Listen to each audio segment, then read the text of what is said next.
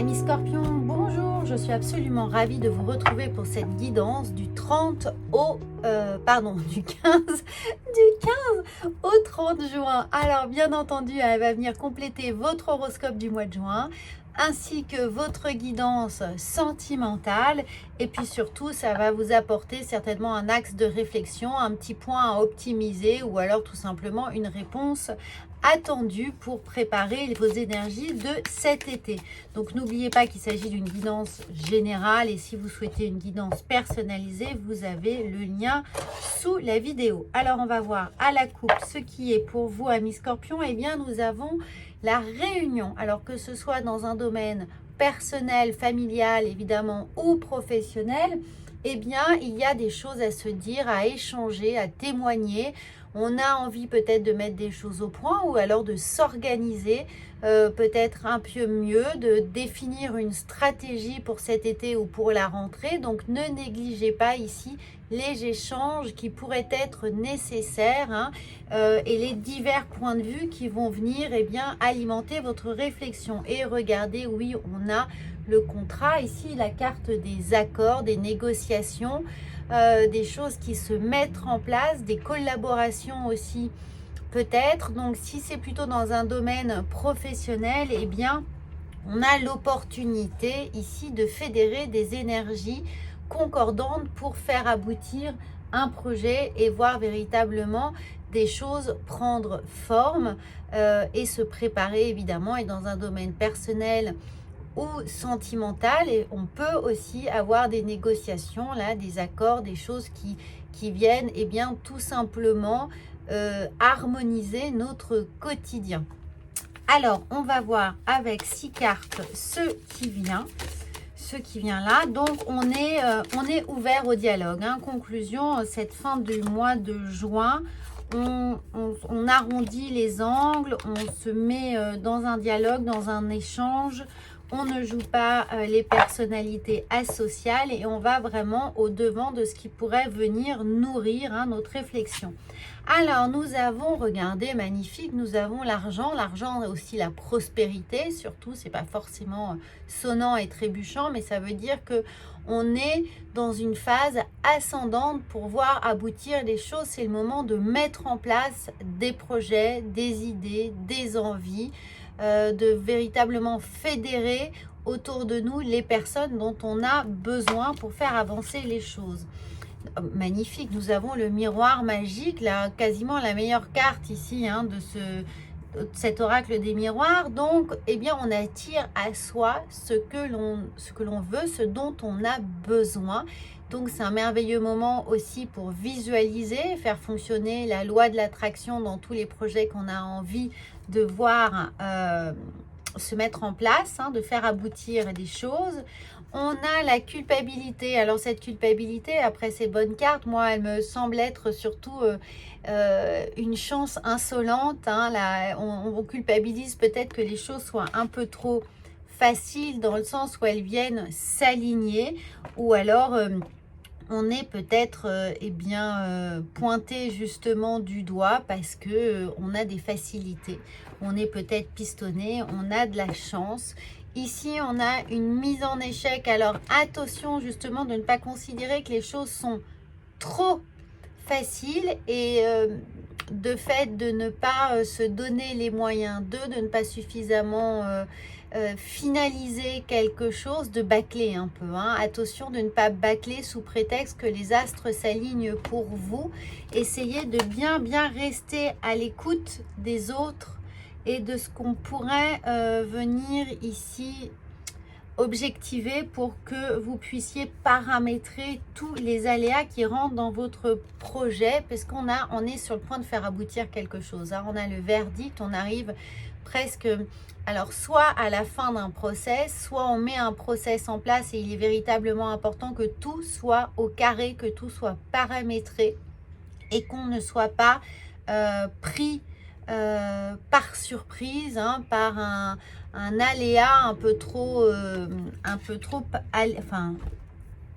surprise, comment dire, un aléatoire qui vient ici déséquilibrer un peu les choses. Donc faites attention avec ce verdict En tout cas, on vous dit de suivre votre intuition, de rester connecté, de rester ouvert, d'être attentif, de communiquer vos idées, d'avoir toujours cette faculté à rester dans l'accueil de tout ce qu'on pourrait venir ici vous dire, tout ce qui est potentiellement considéré comme un reproche. Eh bien, demandez-vous si c'est pas une opportunité de justement perfectionner quelque chose. Est-ce que ce que vous pourriez prendre mal, eh bien, c'est pas justement l'idée de qu'on vous pointe du doigt beaucoup plus facilement un détail que vous n'aviez pas vu, que vous aviez survolé et qui semble eh bien, finalement important d'y avoir une attention particulière, d'y porter une attention particulière ici avant de faire aboutir la chose, avant que ce soit signé. Finalement, vous voyez ces petits alinéas qu'on trouve toujours en fin de contrat, eh bien on vient vous pointer des doigts quelque chose que vous auriez un peu bazardé rapidement.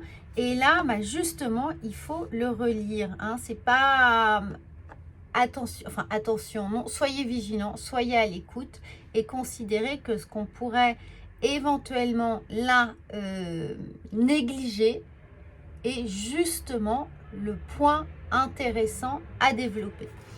Alors, on va voir avec les portes de on va la voler tout de suite. Les portes de l'intuition, la réparation.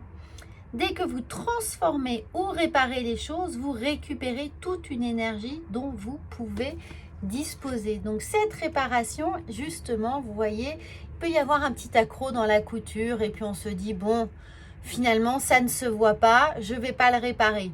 Eh bien si, on le répare. Il y a un petit bouton qui est un peu faiblard sur le costume, on le recoue tout de suite parce que sinon il pourrait sauter, on pourrait le perdre, évidemment on pourrait perdre de toute sa superbe. Donc vous voyez, c'est juste une idée pour illustrer le fait que c'est dans les détails que le diable se cache. Donc vérifiez bien ces petits détails, restez dans cette réparation, dans cette vigilance pour ne rien négliger. Alors on va voir ensuite avec l'oracle de la sagesse. Et, bon, alors elle vient comme ça, elle vient doucement mais sûrement. Alors que vient-elle nous dire? Eh bien le yin, voilà, faites confiance encore une fois ici. Faites confiance à votre intuition. Peut-être que vous aurez justement les conseils d'une femme. Mais sinon, plus largement, c'est véritablement de faire confiance à son intuition, mais de rester dans cet accueil, de rester à l'écoute, de rester disponible par rapport à ce que l'on pourrait venir vous dire et d'en faire un atout et non pas un handicap, de ne pas le prendre comme une attaque personnelle, mais au contraire remercier la personne qui va venir pointer du doigt le défaut dans le sur-pièce, puisque ça va être une occasion pour vous de réparer, de rectifier, d'améliorer, de perfectionner quelque chose. Quel que soit encore une fois le domaine, la sphère dans lequel eh bien, ça peut s'implanter, que ce soit personnel, si vous avez un ami qui vient vous reprocher quelque chose, faites-en un atout. Si c'est dans le domaine sentimental et effectivement on vous reproche quelque chose, faites-en un atout pour perfectionner en fait votre état d'être, ami Scorpion. Ça peut ne piquez pas tout de suite, ne piquez pas, ne passez pas à l'attaque, au contraire, perfectionnez votre carapace. Alors, qu'est-ce qu'on nous dit? Je m'écoute. Bien sûr, écoutez-vous. Ça, c'est important. Écoutez-vous aussi, mais écoutez surtout les autres. Alors, je m'écoute. Je prends le temps d'écouter ce qui résonne en moi. Si ça vous vexe, c'est qu'il y a un petit point d'amélioration, qu'il y a une petite blessure qui se cache derrière cette vexation. Donc, je prends le temps d'écouter ce qui résonne en moi et je laisse s'exprimer mon intuition afin de co-créer ma mission.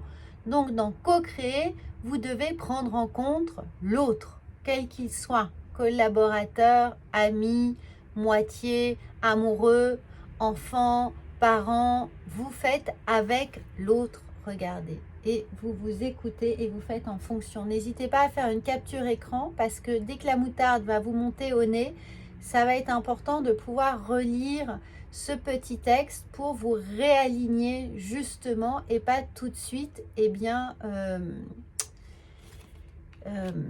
vous saisir, vous saisir d'énervement ou de colère et sortir de vos gonds, éviter de sortir de vos gonds. Là, on compose, on arrondit, on essaye de comprendre. Voilà, que va-t-on vous dire? Eh bien, on va prendre l'oracle de la vision intérieure. Et puis, n'hésitez pas à compléter évidemment avec votre horoscope du mois de juin ou votre guidance sentimentale, puisque ici, on est sur les 15 derniers jours. Donc, c'est vraiment une petite guidance bonus pour vous aider. Et là, on a le temps. Tout ce dont tu as besoin se présente à toi au moment le plus opportun. Donc, vous voyez, on a ici l'idée d'abondance qui revient. Je vous la montre. Qui revient avec l'argent, donc les opportunités, donc l'abondance, les choses s'alignent pour vous. On a le miroir magique avec la loi d'attraction. Vous attirez évidemment ce que vous mettez en place. Et là, on vous dit bien de prendre le temps de vous recentrer sur ce que vous désirez. Ce dont tu as besoin se présentera à toi le moment opportun. Donc, ne forcez pas. Enfant intérieur, ton enfant intérieur a besoin d'être rassuré. Quand je vous parlais de blessure, s'il y a des vexations, c'est qu'il y a une blessure. Donc, on vous le dit, ton enfant intérieur a besoin d'être rassuré. En prenant soin de lui, tu apaises ses souffrances passées. Donc, dès que ça commence, évidemment, à vous heurter profondément dans votre orgueil, dans votre ego, essayez de comprendre à quelle blessure cela peut faire écho. Alors, une blessure, oui, dans l'enfance, mais peut-être pas forcément aussi loin, une blessure passée, une blessure de trahison, de rejet, d'abandon, d'injustice, d'humiliation, vous voyez, ce qui fait que d'un seul coup, vous avez envie de ruer dans les brancards. Pourquoi? Eh bien, allez chercher la blessure, travailler dessus, exercer ce travail de réparation et ensuite vous réaliserez que le dialogue est beaucoup plus fluide et que justement ça va vous ouvrir la possibilité de travailler, de co-créer avec les autres dans un climat beaucoup plus harmonieux. Voilà, amis scorpions, j'espère que ça va vous aider, vous guider, vous apporter des réponses et des solutions pour vous permettre d'accueillir le mois de juillet avec beaucoup plus de sérénité. Moi, je vous souhaite un très très bon mois de juin et profitez, bien entendu, n'hésitez pas à commenter, à partager cette chaîne, j'en serai absolument ravie. À bientôt!